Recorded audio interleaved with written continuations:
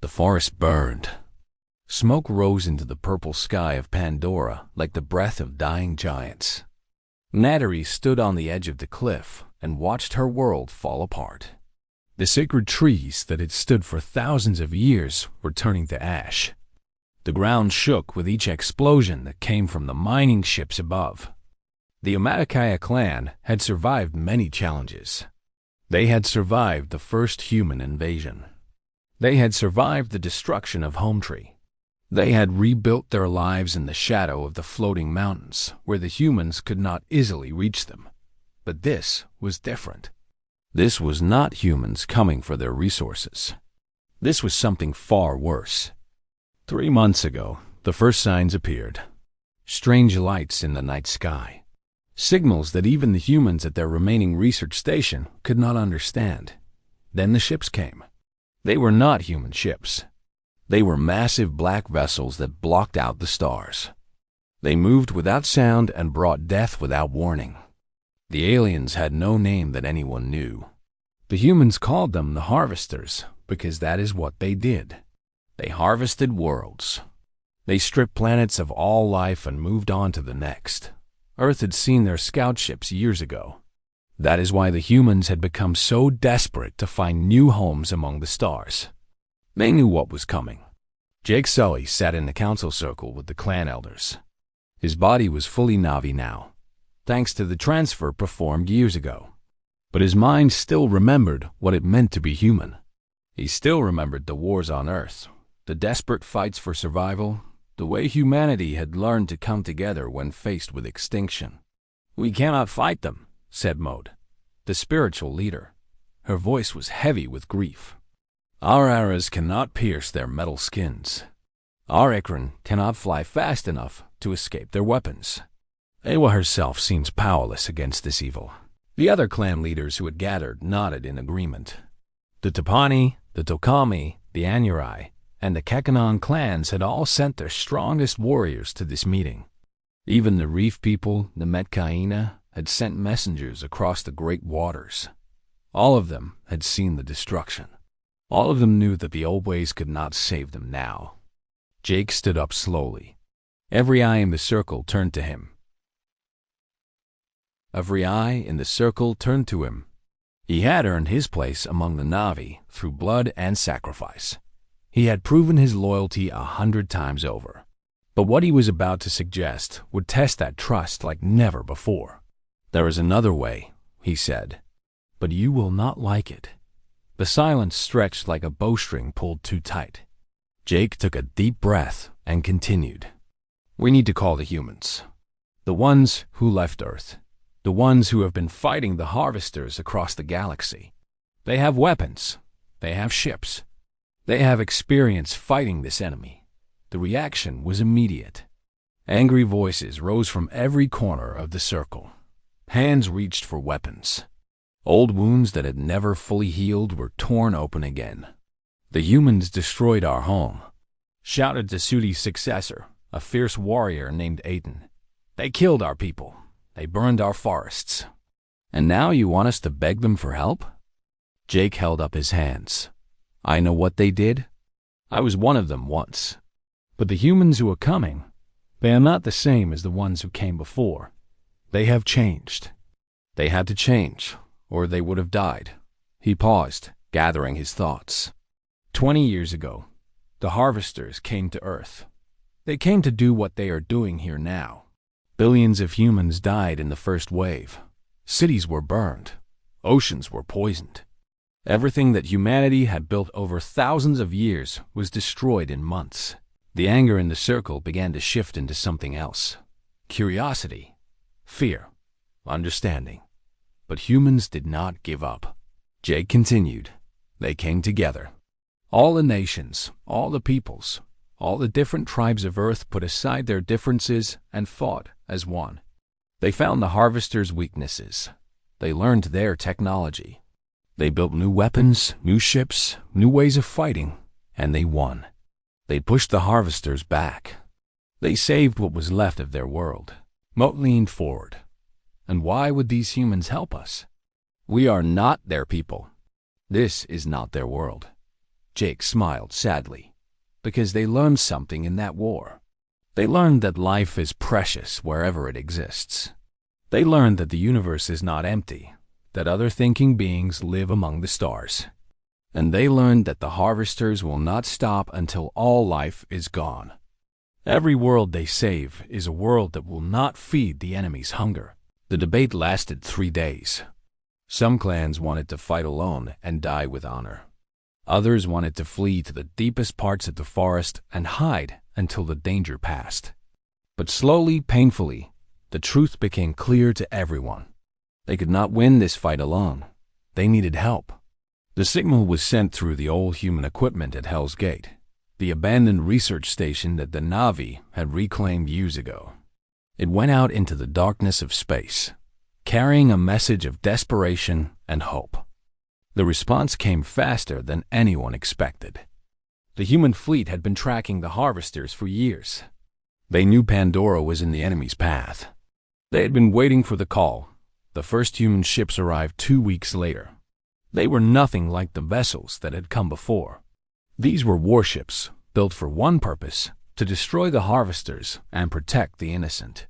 Their hulls were scarred from 1,000 battles. Their crews had seen horrors that made the old invasion of Pandora seem like a minor skirmish. Admiral Chen Wei stood on the bridge of the flagship, the Defiant Hope.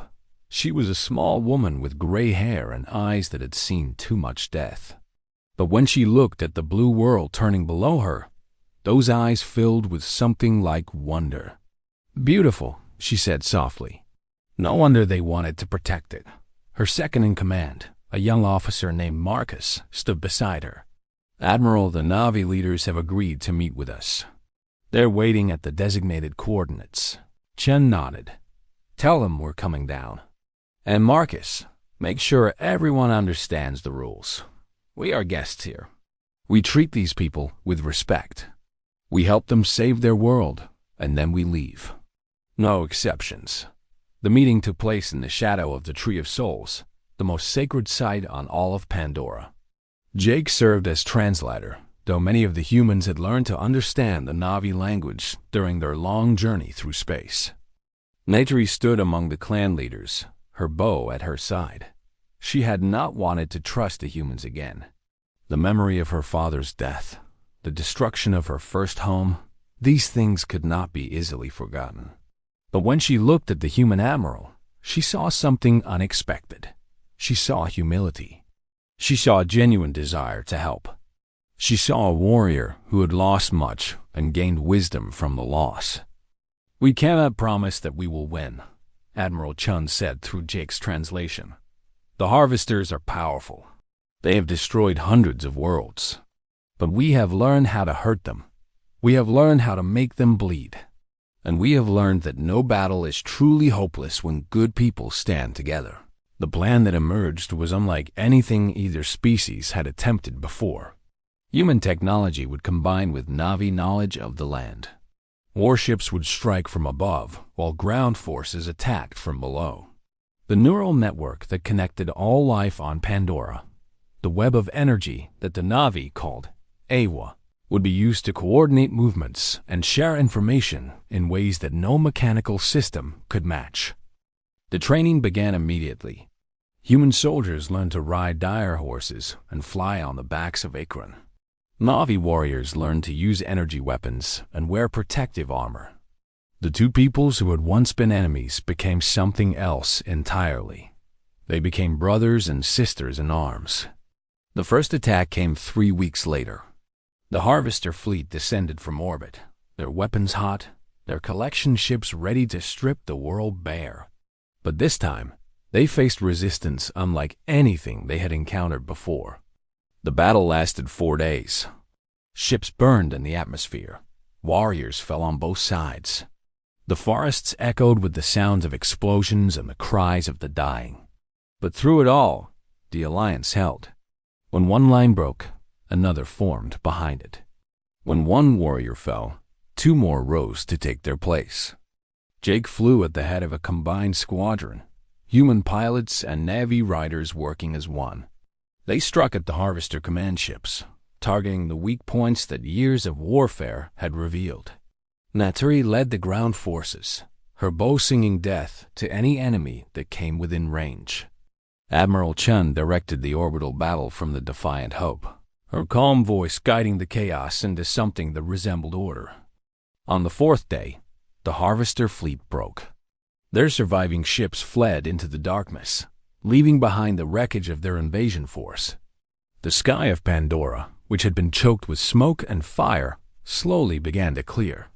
The victory celebration lasted for one full cycle of the moon. Na'vi and humans danced together around great fires. Old songs mixed with new ones.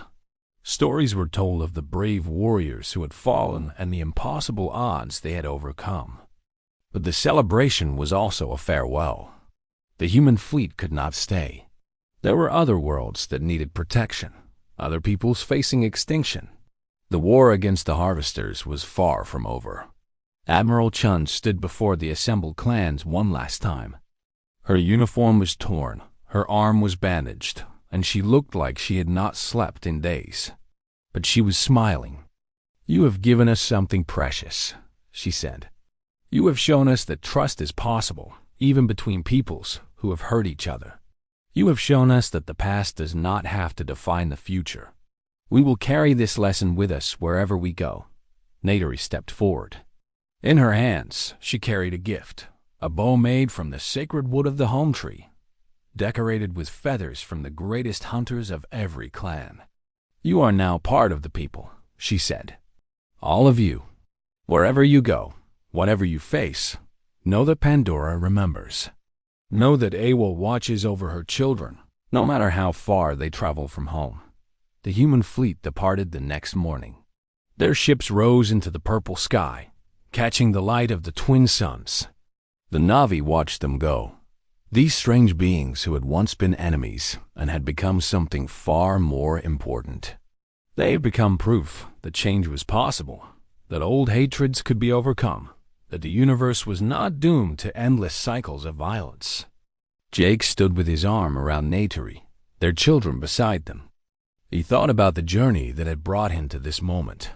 The broken soldier who had come to Pandora seeking purpose. The traitor who had chosen love over duty. The leader who had helped bridge two worlds. The war was not over. The Harvesters would return someday, perhaps stronger than before. But Pandora was no longer alone. Across the galaxy, an alliance was growing.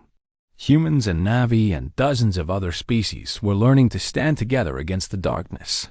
They were learning that unity was not weakness. It was the only strength that truly mattered. The forest began to heal. New growth pushed up through the ash. The animals returned to their homes. The great trees stretched their branches toward the sky. And somewhere among the stars, humanity's fleet flew toward its next battle, carrying with them the memory of a blue world and the people who had taught them what it meant to belong.